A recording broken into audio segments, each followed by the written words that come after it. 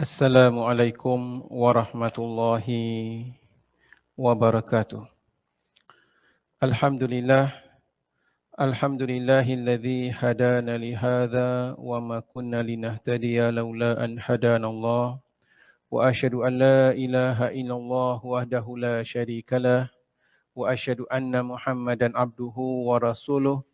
Allahumma salli ala Muhammad wa ala alihi wa ashabihi ajma'in. Allahumma arinal haqqa haqqan warzuqna ittiba'ah wa arinal batila batilan warzuqna ijtinabah. Allahumma inna nas'aluka al-huda wat-tuqa wal-afafa wal-ghina. La ilaha illa ant subhanaka inna kunna minadh dhalimin.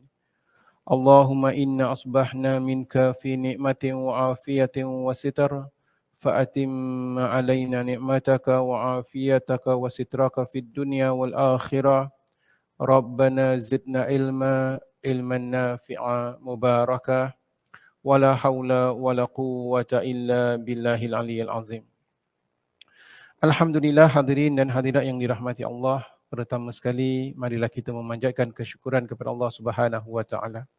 Kerana dengan limpah kurnia-Nya serta taufik dan hidayah yang Allah Subhanahu wa taala kurniakan kepada kita, dapat kita bersama-sama sekali lagi pada pagi yang mulia ini untuk kita meneruskan pengajian dan perbincangan kita. Dan hari ini insya-Allah kita akan meneruskan pengajian kita di mana kita sedang mengupaskan mengenai asnaf zakat. Dan kalau tidak silap saya, kita dah habis bincangkan mengenai asnaf zakat. Ya? Di mana kita berhenti pada pertemuan kita yang lalu? Muka surat 358. Ibnu Sabil dah bincang belum? Pembagian zakat kepada semua atau sebahagian asnaf yang berhak. Baik, insya-Allah. Kita akan meneruskan pengajian kita insya-Allah pada hari ini dan insya-Allah kita akan mengupaskan tentang Ibnu Sabil dan kemudian kita akan membincangkan mengenai pemberian zakat. Adakah ianya mesti dibagikan kepada 8 asnaf atau boleh diberikan hanya kepada satu asnaf, insya-Allah.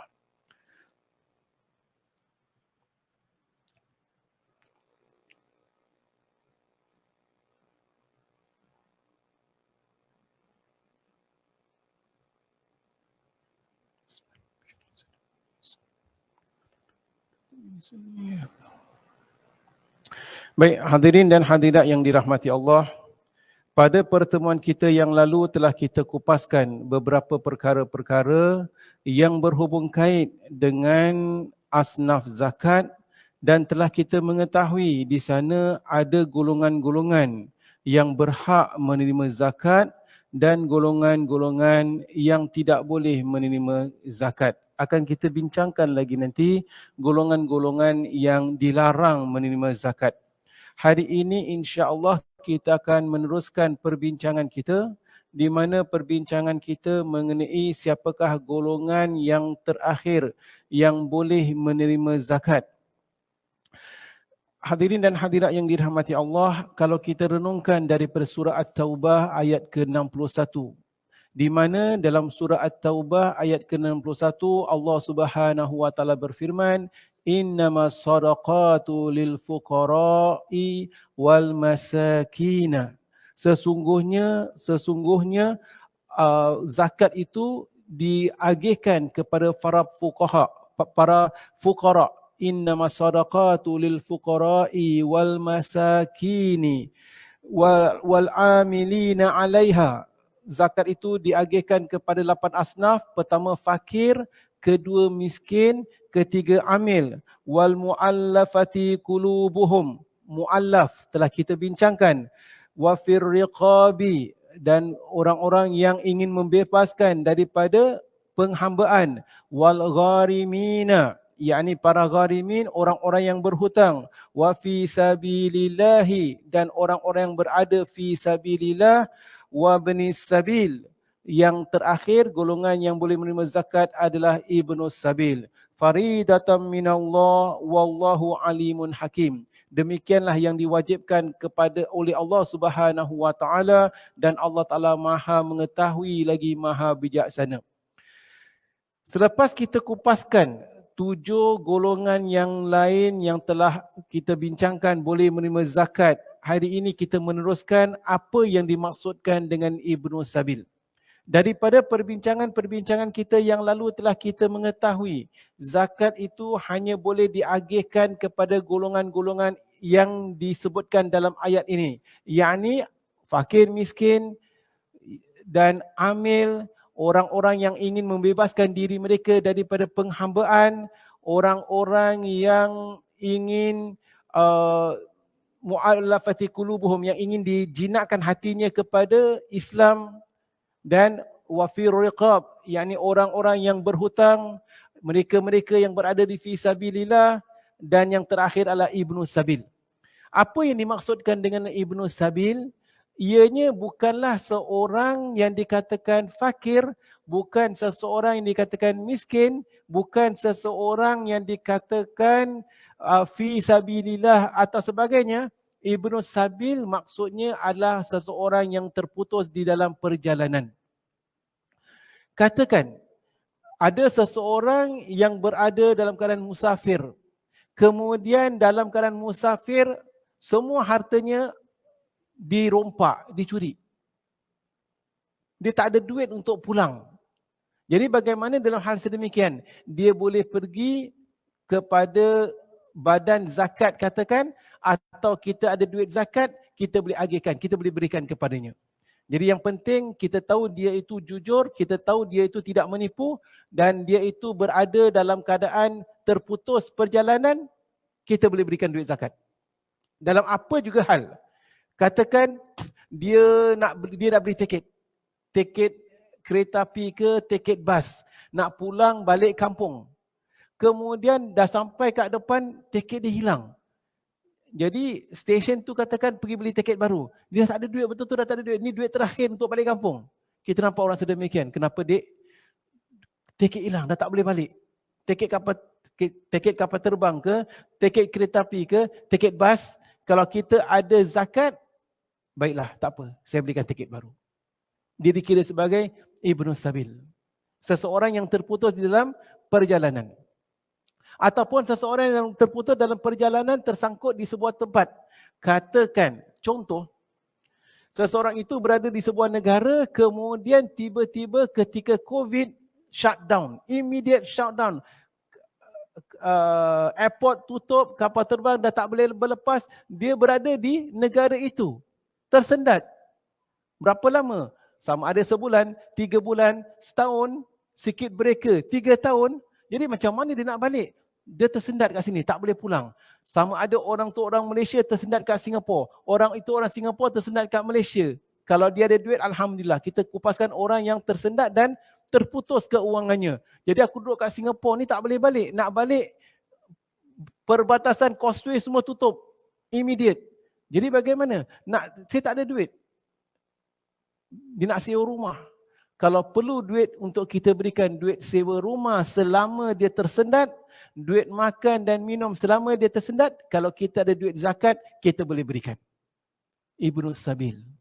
Contoh para jemaah. Jadi kita dapat lihat betapa menariknya Islam itu, dan betapa menariknya kalau seseorang yang berharta dan dia ada harta dan dia ada duit zakat dan dia ingin menguruskan zakatnya sendiri. Dan itulah yang digalakkan untuk kita uruskan zakat kita sendiri.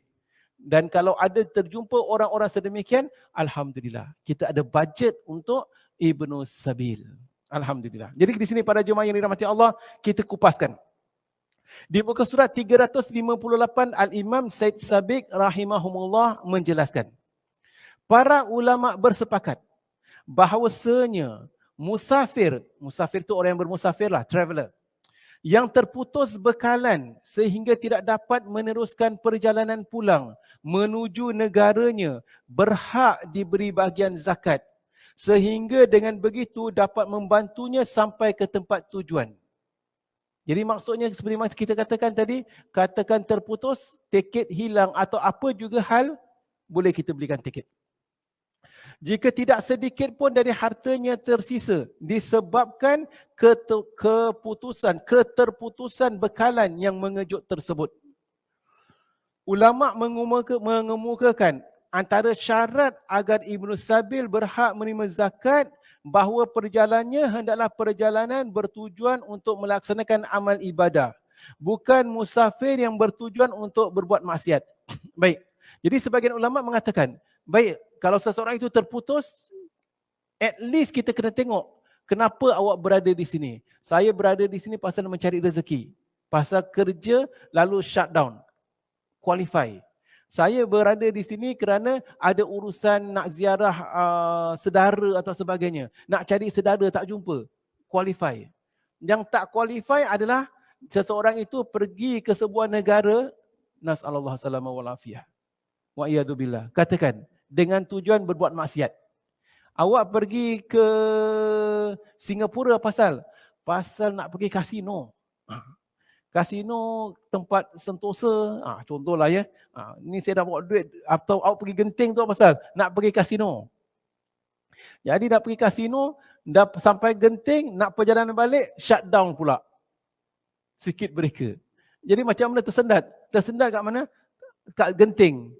Contohlah. Bagus juga alang-alang kat Genting ni, hari-hari dia dapat kasino. Kemudian dia pergi, awak ada zakat tak? Pasal apa? Saya Ibnu Sabil. Jadi kita kena lihat, yang tidak boleh menerima zakat bab Ibnu Sabil ini kalau perjalanannya perjalanan maksiat. Selagi mana perjalanan itu bukan perjalanan maksiat, qualify insya-Allah. Walaupun dia kata, awak datang sini sebenarnya apa? Saya sebenarnya honeymoon, baru berumah tangga. Berumah tangga, ajaklah isteri pergi jalan-jalan lah. Pergi Tokyo ke, pergi Singapura ke, pergi Langkawi ke, contoh. Kemudian tersendat, duit hilang, duit dirompak atau sebagainya, dia boleh menerima zakat insya-Allah, Ibnu Sabil. Selagi mana perjalanan itu bukan perjalanan maksiat. Mereka berselisih pendapat berkaitan musafir mubah. Musafir mubah tu haruslah, yang holiday dan sebagainya ini. Menurut pendapat yang terkuat di sisi mazhab Syafi'i, bahawasanya musafir yang mubah, yang bukan maksiat, bukan juga musafir yang menuntut ilmu atau sebagainya, sebenarnya dibolehkan menerima zakat. Sebenarnya kita sebutkan. Selagi mana bukan maksiat. Yang mubah, saya jalan-jalan saja pun boleh insya-Allah. Meskipun tujuannya hanyalah untuk melancong dan atau bertemasya semata. Dibolehkan. Kerana dia terputus perjalanan, automatically qualify sebagai Ibnu Sabil. Pernah tak ada kala orang minta kita duit hilang, duit terputus? Kalau kita ada zakat, boleh agihkan. Cuma kena pastikanlah, tak nak pula zaman sekarang ini zaman fitnah. Zaman sekarang banyak sangat orang fake kadang-kadang. Jadi kalau orang tu selagi mana dia itu sincere, dia tu jujur, maka kita boleh berikan duit zakat. Ibnu Sabil mengikut mazhab Syafi'i pula terdiri pada dua golongan. Di dalam mazhab Syafi'i, yang dikatakan Ibnu Sabil boleh dibagikan kepada dua.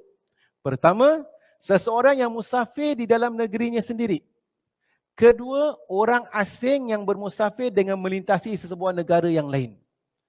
Ada Ibnu Sabil yang bermusafir. Awak dari mana-mana? Saya dari Johor. Pergi mana? Pergi Negeri Sembilan. Perjalanan. Kemudian duit hilang atau sebab-sebab tertentu. Dalam perjalanan, musafir akan tetapi dalam negeri sendiri. Kadang-kadang seseorang itu musafir, seringkalilah, more often than not, musafir itu kita keluar negara. Kedua-duanya adalah Ibnu Sabil, cuma dalam mazhab Syafi'i dibagikan kepada dua. Kedua-dua kumpulan ini berhak menerima zakat. Walaupun ada orang lain yang bersedia meminjamkan wang kepadanya dan orang yang bermusafir tersebut mempunyai harta yang memadai untuk membayar hutang itu. Dia berhak terima zakat. Berapa banyak zakat yang dia boleh terima? Zakat yang dia boleh terima kadar di mana untuk dia dapat melalui perjalanan pulang. Kita tengok keadaan lah. Kalau dia memang terputus zakat, dia tempat KL Central, nak beli bas terus ataupun nak naik kereta api, tak ada duit untuk pulang, kita belikan duit kereta api. Okay, ini duit kereta api, saya bayarkan awak duit kereta api. Kita tahu kita ada zakat. Dia tak perlu tahu duit ni duit zakat ke bukan duit zakat, dia tak perlu tahu. Kita belikan. Kemudian kita tengok memandangkan dia pun kehilangan wang, okeylah, saya kasih awak lagi RM50 untuk ajak makan. Awak makanlah, makan tengah hari. Dibolehkan. Pasal orang bermusafir pun perlu makan dan minum. Diperbolehkan insya-Allah. Baik. Menurut Imam Malik dan Imam Ahmad, Ibnu Sabil yang berhak menerima zakat adalah khusus bagi seseorang yang melintasi negara lain. Ada sebagian golongan mensyaratkan dia itu bukan dalam negara. Maksudnya bukan dalam negara, taklah boleh kita jumpa seseorang kat Jurong, awak ni apa pasal? Saya hilang duit bas.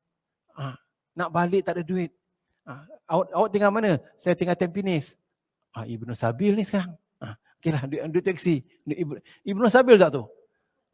Jadi kita kena lihatlah. Yang maksud Ibnu Sabil itu adalah musafir. Jadi sebagian ulama, Imam Malik, Imam Ahmad katakan kalau dalam negara tu tak boleh dikatakan Ibnu Sabil lah. Bukannya orang yang bermusafir dalam negara. Malah mereka juga tidak dibenarkan menerima zakat sebagai Ibnu Sabil apabila menjumpai orang lain yang bersedia memberikan pinjaman hutang kepadanya dan dia memiliki harta yang memadai untuk membayar hutang tersebut di kampungnya. Jika tidak seorang pun yang bersedia memberikan pinjaman atau tidak mempunyai harta untuk membayar hutangnya, pada ketika itu barulah dia berhak menerima pembagian zakat. Contoh, kadang-kala sebahagian maid, selepas dia bertugas selama 2 tahun, selepas dia bertugas selama 2 tahun, 4 tahun, 6 tahun, 8 tahun, dia nak balik negara. Maid ini, adakah dia itu seorang musafir? Ya, dia tinggal Indonesia, dia kerja kat Singapura. Persoalan, boleh tak kita belikan tiket sebagai Ibnu Sabil? Boleh ke tak boleh? Ya? Jadi kita kena tengok keadaan itu. Maid ini dia nak balik selepas kerja 8 tahun. Dia kerja 8 tahun, alhamdulillah gaji semua dah cukup. Sekarang nak balik. Adakah dia terputus dalam perjalanan? Adakah dia tidak berkemampuan? Tak. Bahkan dia balik, dia orang terkaya dalam kampung dia itu. Boleh buat rumah banglo. Contohlah. Bukan kata tak boleh atau sebagainya untuk dia bina rumah sedemikian. Maksudnya, kita kena lihat, bukan semua orang yang musafir boleh terima zakat Ibnu Sabil. Zakat Ibnu Sabil ini orang yang terputus dalam perjalanan. Kalau maid ini memang mewah, selepas kerja 8 tahun ada duit beli tiket, beli iPhone dan sebagainya, maka tak perlu kita berikan duit zakat Ibnu Sabil. Dan bahkan tak berhak. Dia hanya berhak itu katakan dia selepas dia terputus dalam perjalanan, kemudian memang betul-betul dalam masalah yang besar, maka tak dapat pulang pasal tak ada duit kapal terbang. Pergi ke ejen kata awak hutang belum bayar, tak boleh, awak kena teruskan. Tapi Pak, saya mau pulang. Ibu sakit dan kemudian tak dapat perjalanan. Ejen tak nak belikan tiket, majikan tak nak beli tiket, kau beli pakai duit sendiri. Kalau kita tahu hal sedemikian, tak apalah, saya ada duit, berikan tiket. Jadi kita dapat lihat keadaan-keadaan tertentu. Alhamdulillah, demikian para jemaah yang dirahmati Allah, bab Ibnu Sabil. Alhamdulillah, dengan demikian telah kita kupaskan ke semua golongan-golongan yang berhak menerima zakat atau yang disebutkan sebagai asnaf zakat.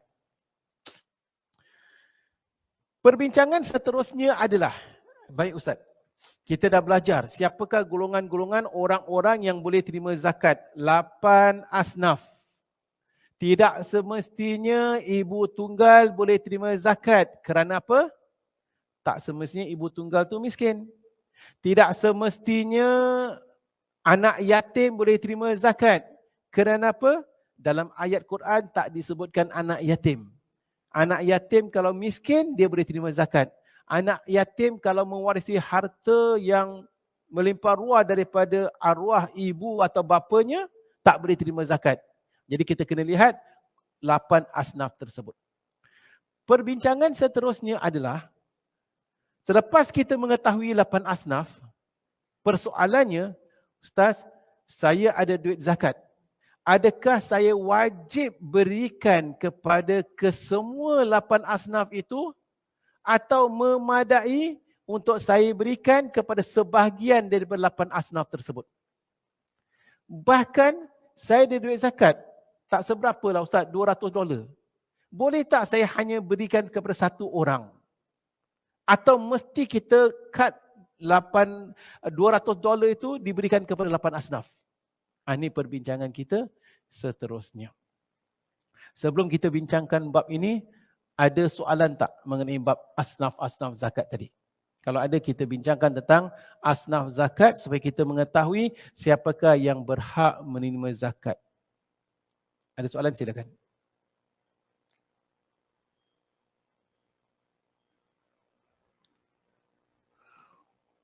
Kita telah kupaskan asnaf zakat hari ini. Kalau kita lihat, boleh dikatakan kesemua asnaf zakat masih ada, kecuali beberapa asnaf-asnaf zakat yang macam tak wujud lah buat masa ni. Buat masa ni yang tak wujud tu asnaf apa? Wafir riqab. Riqab adalah untuk membebaskan seorang daripada penghambaan. Seperti mana kita katakan dan telah kita kupaskan, sebahagian persatuan atau badan-badan Islam di negara kita, mereka katakan kami beri zakat kepada kesemua 8 asnaf. Jadi kalau kesemua 8 asnaf, yang hamba tu bagaimana? Apa yang mereka buat? Seperti mana telah kita belajar, ada di antara mereka berikan kepada orang-orang untuk melanjutkan pelajaran. Kerana bagi penafsiran, ini ada ijtihad ya. Ijtihad badan-badan tertentu, ijtihad jawatan kuasa fatwa dan sebagainya. Jadi ada sebagian jawatan kuasa fatwa yang membenarkan diberikan asnaf fir riqab, bebaskan hamba itu, maka mereka berikan kepada orang-orang yang melanjutkan pelajaran, tidak semestinya pelajaran agama. Kerana bagi mereka, orang-orang yang tak berpelajaran, mereka itu bagaikan hamba kerana tidak berpelajaran. Tetapi dalam pengajian kita dah kupaskan benda ni, masalah ini. Bukan hanya dari segi tak ada pelajaran itu penghambaan, bahkan kalau kita nak lihat dari segi ilahnya, dari segi karakter, dari segi kriterianya, ataupun apakah ciri-ciri orang yang dikatakan fir riqab. Riqab tu adalah orang yang hamba. Seorang hamba, dia dimiliki oleh orang lain. Kalau dia nak bebaskan dirinya supaya dia dapat bebas, maka nescaya dia boleh berikan duit zakat. Kita boleh ijtihad perkara-perkara yang ada hubung kait dalam masalah ini. Tadi kita bincangkan tentang contohlah maid. Ya. Kadang-kala ada sebahagian pembantu rumah yang datang daripada luar negara. Sama ada daripada Myanmar ke, sama ada daripada India ke, sama ada daripada Indonesia ke, atau sebagainya lah. Maid ni maid Islam. Kemudian dia datang tanpa dia menyangka, ejen yang berikan dia tugas letakkan dia ke dalam rumah orang yang bukan Islam. Orang yang bukan Islam itu kadang-kala menyuruh dia masak babi, dia kena makan babi, melarang dia tunaikan solat atau sebagainya. Kadang-kala dia minta tukar. Ada yang membenarkan dia tukar, ada yang tak membenarkan dia tukar, dan dia rasa menderita. Saya nak pulang. Saya nak pulang. Awak tak boleh pulang pasal kontrak 2 tahun. Dan hutang awak kepada ejen tu masih ada ejen hutang. Ejen ada hutang ejen, ada hutang majikan. Tapi macam mana sekarang? Duit tambang pun tak boleh. Tak mampu bayar. duit tambang tak mampu bayar, kita boleh gunakan zakat apa? Ibnu Sabil. Betul tak? Orang yang terputus dalam perjalanan. Tapi sekarang beliau ini berada dalam keadaan terikat. Kalau dia tak terikat ini, dan dia kalau meneruskan kerja di tempat situ, terjejas akidah dia. Contoh, nak solat tak boleh. Dan sebagainya lah, katakan, atas sebab-sebab tertentu. Alangkah baiknya kalau dia dibenarkan untuk pindah ke majikan yang lain. Tetapi atas sebab-sebab tertentu tak boleh pindah. Unless awak tebus diri awak. Awak kena bayar ganti rugi, kena bayar, apa namanya? Break bond. Contoh. Di sini para jemaah yang dirahmati Allah, kalau ada orang-orang yang berada dalam kes-kes sedemikian, genuine case, dan demi untuk menyelamatkan diri mereka, keluarga mereka, akidah mereka, institusi zakat dapat membantu. Fir riqab. Fir riqab adalah untuk membebaskan seorang daripada penghambaan. Kalau dibandingkan seorang yang nak belajar ilmu kedoktoran ke, ilmu lawyer ke, nak pergi Birmingham ke, nak pergi Oxford yang kita berikan duit zakat, versus seorang yang berada dalam kita sebutkan tadi, yang tersepit kerana kontrak, tersepit kerana sebab-sebab tertentu yang tak dapat dia bebas, dia terikat, terpaksa 2 tahun teruskan kerja di tempat situ kerana dia dah tak memiliki dirinya. Mana lebih dekat kalau kita nak kiaskan? Saya lihat yang kedua ni lebih dekat. Maka gunakan kebijaksanaan, kita ada duit zakat, kalau kita agihkan sendiri, ada kes-kes sedemikian, berapa zakat, berapa nak kena bayar hutang? Saya kena bayar hutang 2,500, 2,800.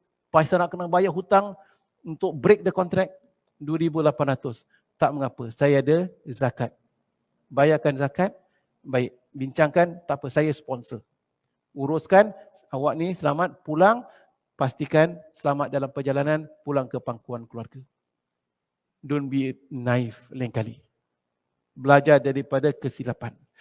Alhamdulillah, institusi zakat dapat membantu. Ini contoh para jemaah yang dirahmati Allah. Bagaimana kalau kita cuma ada 2,800 ini duit zakat kita, kalau kita berikan kepada dia seorang saja, fisabilillah. Jadi bagaimana pula? Ini perbincangan kita. Boleh tak kita agihkan zakat kita hanya kepada satu golongan atau 2 golongan, atau mesti kita agihkan kepada 8 golongan? Para ulama membincangkan dalam masalah ini, mereka bincangkan dan menjelaskan. Sebaik-baiknya kalau dapat zakat itu diagihkan kepada 8 asnaf adalah baik. Alhamdulillah. Kalau memang 8 asnaf itu wujud. Akan tetapi di dalam keadaan 8 asnaf tidak wujud, nescaya kita boleh berikan kepada asnaf-asnaf yang wujud, sedangkan yang lain tak wujud. Bagaimana kalau kita ada duit zakat dan duit zakat kita tak banyak, boleh tak kita berikan kepada satu asnaf, satu sinf, satu asnaf? Jawapannya diperbolehkan. Boleh berikan. Sebab kalau duit kita $200, $100, awak zakat berapa? Zakat saya $50. Saya nak bayar zakat. Kalau kita nak agihkan kepada 8 asnaf, berapa lagi tu dapat? $8? Ini contoh. Maka diperbolehkan. Tidak diwajibkan. Kita kena agihkan zakat kita kepada 8 asnaf tersebut. Kesemua 8 asnaf. Ulama membincangkan dalam masalah ini. Bahkan kalau kita renungkan, kadang-kala kita berikan duit kita yang $100 atau $200 atau $500 kepada seseorang yang memerlukan. Memang dia memerlukan. Seringkali kalau dia itu memerlukan, dia tu orang miskin. Kadang-kadang dia tu fakir. Walaupun dia seorang, tetapi dia pakai topi orang miskin, dia juga pakai topi fakir. 2. Kalau dia berhutang, hutang air lampu atau hutang rumah atau hutang sebagainya, 3. Dia gharimin. Betul kan? Kalau dia ada menuntut ilmu atau sebagainya, atau ada masalah-masalah tertentu, kadang-kadang kita dapat lihat dia itu memegang, dia itu dikira walaupun seorang, tetapi dia itu tergolong dalam beberapa asnaf yang dia berhak. Maka kesimpulan, dibolehkan memberikan zakat, tidak diwajibkan diagihkan kepada kesemua 8 asnaf. Walaupun ulama menjelaskan, namun sebaik-baiknya kalau wujud diberikan kepada 8 asnaf kalau duit kita banyak. Baik, kita kupaskan masalah ini. Di muka surat 358. Pembagian zakat kepada semua atau sebagian asnaf yang berhak menerima zakat. Penulis mengatakan, asnaf 8, ke-8 asnaf yang kita bincangkan tadi, yang berhak menerima zakat yang disebutkan dalam ayat tersebut, yakni fakir, miskin, amil, mu'allaf, hamba sahaya, orang yang berhutang, ibnu sabil, fi sabilillah dan sebagainya ini 8 asnaf yang telah kita bincangkan. Para fuqaha berbeza pendapat berkaitan pembagian zakat ke atas mereka. Imam Syafi'i, dalam mazhab Syafi'i dan sahabat-sahabatnya mengatakan bahawasanya jika orang yang membagikan zakat tersebut pemilik harta atau wakilnya, kalau kita pemilik harta, duit kita nak agihkan sendiri, atau wakilnya, maka gugurlah bahagian amil dan zakat wajib diserahkan kepada 7 asnaf yang lain. Jika kesemua 7 asnaf itu wujud. Okay. Jadi kita kena lihat. Dia ada 8 asnaf. Salah satu asnaf tu amil. Amil tu apa? Kita dah belajar. Orang yang agihkan. Akan tetapi tak apa, saya nak agihkan duit saya sendiri. Maka daripada 8, 1 gugur. Amil dah tak ada. Pasal amil ni adalah orang tengah. Maksudnya amil yang menguruskan. Orang-orang yang menguruskan urusan zakat. Memandangkan kita uruskan sendiri, amil tak ada. Maka wajib kita berikan kepada balance 7 asnaf dengan syarat 7 itu wujud, ada. Jika sebahagian daripada asnaf tersebut tidak lengkap, tidak ada, maka diserahkan kepada asnaf yang ada. Kita nak agihkan zakat, ada yang tak ada. Kebetulan tak jumpa pula golongan orang-orang yang ingin membebaskan diri mereka daripada penghambaan. Fir riqab tak ada. Maka kita berikan kepada golongan-golongan yang lain. Ibnu Sabil tak ada. Ketika kita nak agihkan zakat, maka tak perlu kita agihkan kepada Ibnu Sabil. Daripada 7 jadi 5. Contoh. Tidak dibolehkan meninggalkan salah satu asnaf yang ada ketika kita nak agihkan. Jika ada salah satu asnaf tidak menerima, maka bahagian itu wajib diganti. Jadi maka kalau ketika itu ada, maka kita diwajibkan untuk mengagihkannya. Ini pendapat dalam mazhab Syafi'i. Ibrahim An-Nakhai berkata, ketahuilah, jika harta zakat tersebut banyak dan dapat dibagikan kepada semua asnaf, hendaklah dibagikan kepada semua asnaf. Namun, jika harta zakat itu berjumlah sedikit, maka dia boleh dikhususkan kepada satu asnaf saja. Seperti mana yang telah kita bincangkan tadi lah. Kalau zakat tu banyak, awak nak berikan zakat berapa banyak? $10,000. Masya Allah, duit simpanan banyak. Zakat saja $10,000. Jadi kalau zakat $10,000, jangan berikan satu orang $10,000. Boleh diagihkan kepada asnaf-asnaf yang lain. Akan tetapi, beliau mengatakan kalau zakat itu sedikit, tak seberapa lah, 200-300 saja, maka dibolehkan beri kepada satu asnaf. Imam Ahmad bin Hanbal berkata, membahagikan zakat harta kepada seluruh asnaf memang lebih diutamakan, afdal, lebih diutamakan. Akan tetapi membagikan kepada satu asnaf saja tetap telah memadai. Katakan kita nak berikan contohlah, kita ada zakat $2,700 nak agihkan. Kita sangkakan nak agihkan kepada beberapa asnaf lah. Kebetulan kita jumpa seseorang dia itu berhutang, air lampu nak kena putuskan, kemudian anaknya kebetulan sekolah semua tak mampu nak beli pakaian, tak mampu nak beli baju sekolah semua. Baiklah, kita bayarkan duit air lampu, anak awak punya buku sekolah saya tanggung, baju buku sekolah, beg sekolah, pakaian sekolah semua, kebetulan bulan Disember, agihkan semua. Belanja sampai 1,000 lebih. Kemudian dia pun memang tak ada duit, bapanya dibuang kerja kerana sakit atau sebagainya, ni duit $500 atau duit $1,000, duit belanjalah. Dibolehkan.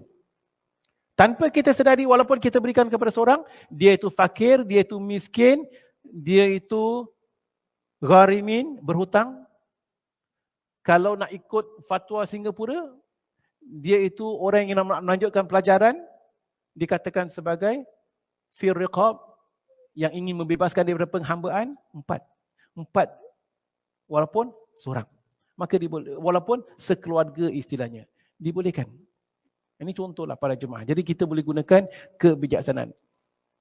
Imam Malik berkata, hendaklah pemilik zakat terlebih dahulu membuat penyelidikan ke atas asnaf yang lebih memerlukan dan mengutamakan mereka. Dengan demikian mengutamakan asnaf yang lebih memerlukan lebih diutamakan. Dan kemudian disusuli dengan asnaf berikutnya mengikut tingkatan keperluan mereka daripada kalangan orang-orang yang tidak bernasib baik. Jika keperluan lebih mendesak untuk disalurkan kepada asnaf orang miskin, maka pada tahun itu hendaklah mereka diberikan keutamaan. Jika pada tahun berikutnya keperluan lebih mendesak untuk disalurkan kepada Ibnu Sabil, maka hendaklah zakat dialihkan kepada mereka.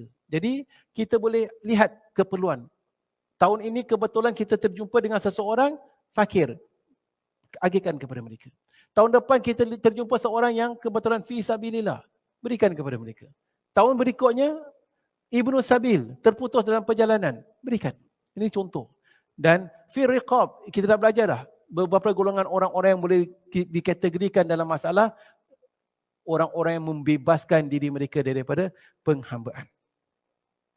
Menurut mazhab Hanafi dan Sufyan Ats-Tsauri, pemilik zakat diberi kebebasan memilih untuk memberikan kepada mana-mana asnaf yang dikehendakinya. Pendapat ini diriwayatkan oleh Huzaifah Ibn Abbas dan merupakan perkataan Al-Hasan Al-Basri dan Atha bin Abu Rabbah. Jadi kita lihat, sebagian ulama pula, sebagian imam menjelaskan kita berhak, kalau kita nak lihat memang banyak asnaf, kita lihat dan kita lihat keperluan. Mana lebih keperluan, kita bantu. Orang lain, mungkin orang lain boleh bantu. Kebetulan Allah SWT takdirkan kita bertemu dengan seseorang dan kita ada zakat, kita bantu mereka. Diperbolehkan. Imam Abu Hanifah berkata, zakat boleh diserahkan kepada satu asnaf daripada salah satu asnaf yang 8. Jadi di sini dapat kita melihat para jemaah yang dirahmati Allah, tidak disyaratkan mesti diagihkan kepada kesemua 8 asnaf. Dan seperti mana kita sebutkan, walaupun kadang-kadang kita terdengar suara-suara atau iklan-iklan atau sebagainya yang mengatakan kita pastikan zakat kita diagihkan kepada 8 asnaf, yang dikatakan demikian pun sebahagian daripada asnaf-asnaf itu telah diijtihadkan, telah dikiaskan kerana pembebasan hamba dah tak ada, dikiaskan dengan golongan-golongan tertentu. Ini contoh para jemaah yang dirahmati Allah. Kalau kita ada duit zakat, alangkah baiknya kalau kita dapat peruntukan, buat peruntukan sekian banyak untuk fakir, sekian banyak untuk miskin. Kebetulan ada orang Ibnu Sabil datang, kita dapat bantu dan sebagainya. Kemudian kadang-kadang duit zakat dah habis. Kebetulan ada orang pula minta bantuan Ibnu Sabil. Jadi macam mana? Tak apalah, saya advancekan zakat tahun depan. Ni zakat tahun depan ni, tahun depan kita mengetahui bahawasanya nak agihkan kepada Ibnu Sabil agak sukar. Dan nak cari Ibnu Sabil tak ada. Maka kita gunakan duit zakat tersebut dan kita agihkan kepada beliau yang dikatakan sebagai Ibnu Sabil. Alhamdulillah. Alhamdulillah para jemaah. Baik. Sebab perbezaan pendapat antara para ulama. Kenapakah di sana ada perbezaan pendapat? Ada ulama mengatakan perlu diwajibkan 8 asnaf, ada yang mengatakan tak diwajibkan 8 asnaf dan sebagainya. Imam Ibn Rushdi berkata, Imam Ibn Rushdi menjelaskan, sebab perbezaan pendapat ini di kalangan ulama adalah wujudnya percanggahan lafaz nas dengan matlamat nas. Lafaz nas menuntut pembagian sama rata kepada asnaf, manakala matlamat nas pula menghendaki supaya mengutamakan mereka yang lebih memerlukan. Beliau menjelaskan. Sebab matlamat utama zakat adalah menutupi keperluan hidup. Pada mereka menyebut ke-88 asnaf pada ayat tersebut hanyalah untuk membezakan golongan yang berhak menerima zakat. Bukannya mereka memperoleh sama rata dalam pembagian zakat. Pendapat pertama lebih kuat dari segi lafaz, manakala pendapat kedua pula lebih kuat dari segi makna. Salah satu alasan dalam mazhab Syafi'i adalah hadis yang diriwayatkan oleh Imam Abu Daud dan Sudai bahawasanya pernah satu ketika seorang lelaki meminta zakat kepada Nabi SAW. Melihat itu Rasulullah SAW bersabda, yang bermaksud Allah tidak redha terhadap ketentuan seorang Nabi atau selainnya dalam mengurus perihal zakat. Sebab dialah yang berhak membuat ketentuannya. Dia membagikan zakat kepada 8 asnaf. Jika kamu termasuk dalam salah satu asnaf itu, maka pasti aku memberikan hakmu ini. Ini contoh para jemaah yang dirahmati Allah. Jadi dapat kita lihat demikianlah pembagian zakat yang disebutkan. Baik. Nokta yang kedua. Penulis menjelaskan atau membincangkan mengenai pendapat jumhur lebih kuat daripada pendapat golongan Syafi'i. Apa maksud pendapat jumhur lebih kuat daripada pendapat golongan Syafi'i? Dalam masalah ini kita sebutkan, dalam masalah ini golongan Syafi'i menjelaskan bahawasanya kita wajib mengagihkan kepada keseluruh 8 asnaf. Kalau dia tu wujud. Tetapi jumhur menjelaskan kita boleh berikan, tidak semestinya diagihkan kepada ke-8 asnaf tersebut. Pengarang Ar-Rawdah An-Nadiyah menjelaskan, menyerahkan kesemua hasil zakat kepada satu asnaf saja memerlukan satu kajian yang lebih mendalam.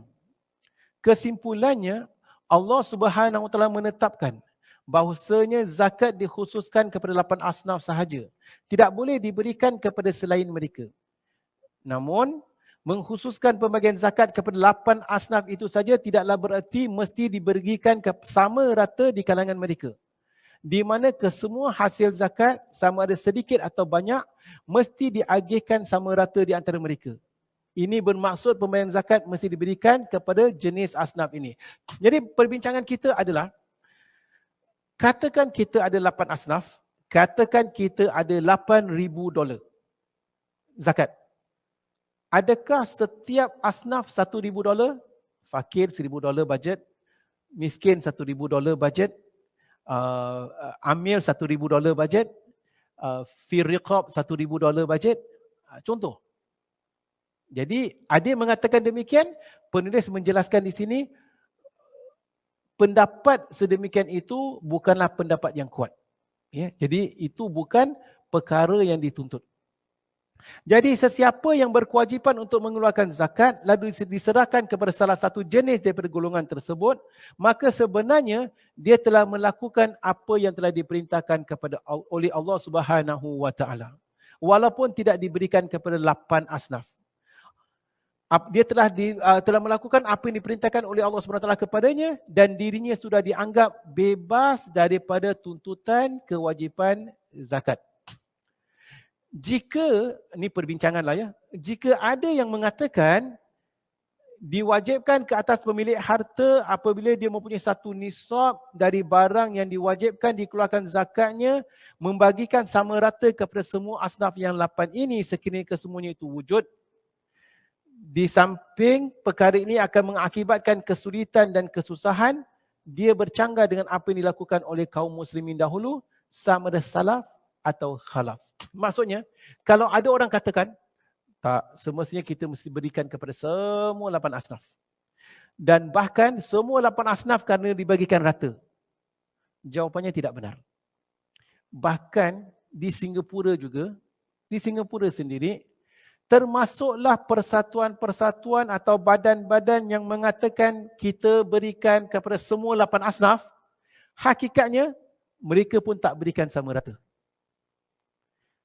Contoh, kalau satu badan itu badan dakwah kadangkala, maka dia akan melebihkan fi sabilillah lebih. Contoh, out of 100%, Kadang-kadang fisabilillah itu 70%. Fakir miskin kemudian 10%, 5%, 3% yang lain-lain. Kalau badan itu badan kebajikan yang lain, dia akan mengutamakan untuk allocation zakatnya itu kepada allocation yang mereka berada di situ. Jadi kadang-kadang ada peruntukan yang besar. Jadi maksudnya kalau mereka dapat $8 juta zakat, bukan bererti diberikan setiap satu asnaf itu 1 juta. Maka ini yang disebutkan amalan itu sendiri daripada salaf atau khalaf yang ulama yang terdahulu sampai ulama yang terkemudian sampai hari ini memang tidak melakukan perkara sedemikian. Walaupun kita nampak slogan-slogan yang dikatakan mereka agihkan kepada 8 asnaf. Jadi, boleh jadi hasil pungutan zakat hanya sedikit. Jika harus dibagikan kepada semua asnaf, tentunya tidak akan mendatangkan manfaat bagi mereka. Bahkan satu asnaf pun kadang-kala tidak memadai. Kalau zakat kita sedikitlah. Zakat kita $200. Kita nak berikan asnaf seperti mana kita katakan tadi, 8 asnaf. Awak kasih seorang pun 200 tak cukup. Jadi tak dituntut memberikan kepada 8 asnaf. Jika perkara ini dapat kamu fahami, tentunya membahagikan zakat kepada semua asnaf ke 8 asnaf bercanggah dengan apa yang dilakukan oleh Nabi SAW ketika baginda menyerahkan bahagian zakat, contohnya suatu ketika kepada Salamah bin Sakhar. Pernah Nabi SAW memberikan zakat kepada beliau. Penulis meneruskan perbincangan. Lagipun tidak ada keterangan yang menuntut kewajipan membagikan setiap zakat kepada semua asnaf. Tak dituntut dibagikan kepada 8 asnaf. Begitu juga tidak dituntut dan juga tidak dapat dijadikan sebagai alasan Nabi SAW yang menyuruh Muaz agar mengambil zakat daripada orang kaya penduduk Yaman dan menyerahkan kepada orang miskin antara mereka. Kerana dia merupakan zakat yang dikutip daripada sekumpulan muslimin dan kemudian diberi salah satu jenis daripada asnaf yang 8. Hadis di mana Rasulullah SAW mengutus Muaz pergi ke Yaman, telah kita bincangkan hadis tersebut. Rasulullah menyuruh Muaz mengambil zakat daripada orang-orang kaya di antara mereka dan diberikan kepada fakir miskin. Jadi hadis itu diberikan kepada fakir miskin. Bagaimana dengan asnaf yang lain? Ini menunjukkan dalam perkara ini tidak diberikan kepada 8 asnaf, maka diperbolehkan mengikut kepada keadaan dan keperluan sesuatu masa. Demikian pula hadis Ziyad bin Al-Harith Asy-Syuda'i yang telah disebutkan sebelum ini yang tidak dapat dijadikan sebagai landasan dalil sebab di dalam sanadnya terdapat Abdul Rahman bin Ziyad. Baik. Dan ramai lagi ulama yang mempertikaikan ketokohannya. Sekiranya hadis ini boleh diterima sebagai dalil, namun yang dimaksudkan dengan membagikan zakat adalah membagikan kepada asnafnya. Baik, demikianlah para jemaah yang dirahmati Allah. Kita sambung. Tambahan pula, jika alasan sedemikian diterima, tentunya harus dapat dilihat dari keseluruhan hasil zakat yang dihimpun oleh pemerintah. Jadi kecuali kalau yang menghimpunkan pemerintah, maka memandangkan pemerintah itu ada tabung zakat, dapat diagihkan setiap peruntukan-peruntukan, maka dia boleh direservekan kepada asnaf-asnaf tertentu.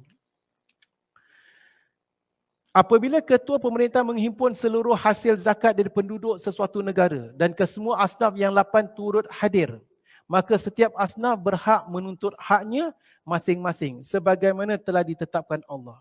Tetapi tidaklah wajib bagi ketua negara membagikan sama rata antara mereka. Sebagaimana tidak diwajibkan memberikan bahagian zakat kepada mereka semuanya. Bahkan ketua negara boleh memberikan kepada bahagian asnaf lebih banyak daripada bahagian yang lain. Malah dibolehkan memberikan asnaf yang satu dengan mengenetepikan asnaf yang lain jika menurut pertimbangan perkara tersebut sesuai dan demi kepentingan Islam, demi kepentingan masyarakat dalam keadaan-keadaan tertentu. Dibolehkan. Ini perkara-perkara yang telah kita sebutkan. Akhir sekali, misalnya, apabila zakat telah terkumpul dan secara kebetulan tiba masanya untuk berjihad, sehingga dengan begitu pertahanan bagi membela kehormatan agama dan keselamatan negara daripada diceroboh kaum kafir atau pemberontakan mesti diutamakan. daripada pencerobohan orang-orang yang tak beriman atau orang-orang yang memberontak. Maka ketua negara berhak mengutamakan golongan mujahidin, para pejuang untuk menerima zakat, walau akan menghabiskan kesemua hasil pengeluaran zakat sekalipun. Demikian juga halnya apabila maslahah menuntut supaya golongan pejuang lebih diutamakan. Jadi perbincangan kita, rumusan daripada perbincangan kita adalah bahawasanya kita tak dituntut wajib kena agihkan kepada semua 8 asnaf.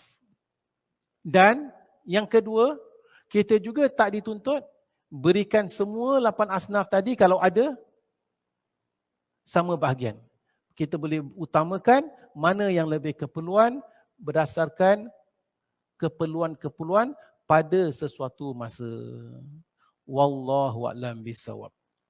Dengan demikian, alhamdulillah, dapat kita mengetahui selepas kita membincangkan tentang 8 asnaf, siapakah dia, dan selepas kita mengetahui tuntutan bagaimana kita dituntut mengagihkan, setidak-tidaknya memberikan kita empowerment untuk kita ada zakat kita, kalau kita mampu, agihkan sendiri zakat kita. Itu lebih afdal agar kalau kita berikan kepada fakir miskin dapat lihat reaksi mereka menerima zakat. Kalau ada keperluan untuk fir riqab, gharimin, agihkan. Ini contoh para jemaah yang dirahmati Allah. Wallahu a'lam bissawab. Demikianlah para jemaah yang dirahmati Allah. Saya rasa sampai di sini saja pertemuan kita. Memandangkan masa, InsyaAllah kita akan sambung perbincangan kita dalam bab zakat ini. Siapakah pula orang-orang yang dilarang menerima zakat? Siapakah pula golongan orang-orang yang boleh beri zakat, tak boleh kita beri zakat? Ustaz, saya ada duit zakat. Kebetulan masjid itu dia nak bina semula, boleh tak kita berikan kepada masjid? Saya ada duit zakat. Kemudian suatu tempat tu dia nak buat rumah Darul Ihsan, rumah orang-orang anak-anak yatim. Boleh tak kita beri zakat? Ustaz, saya nak beri zakat. Kebetulan mereka nak buat dana mengumpul iftar Ramadan. Boleh tak kita beri zakat untuk iftar Ramadan? Perkara-perkara tersebut akan kita kupaskan nanti insya-Allah pada pertemuan akan datang. Untuk hari ini sampai di sini saja pertemuan kita. Segala yang benar itu daripada Allah Subhanahu wa taala, segala silap dan salah atas kelemahan saya sendiri. Wallahu a'lam bissawab. Aqulu qawli hadza wa astaghfirullahal azim li wa lakum wa lisairil muslimin wal muslimat wal mu'minin wal mu'minat. Subhanakallahumma wa bihamdika asyhadu an la ilaha illa anta nastaghfiruka wa natubu ilaik. Wassalamualaikum warahmatullahi wabarakatuh.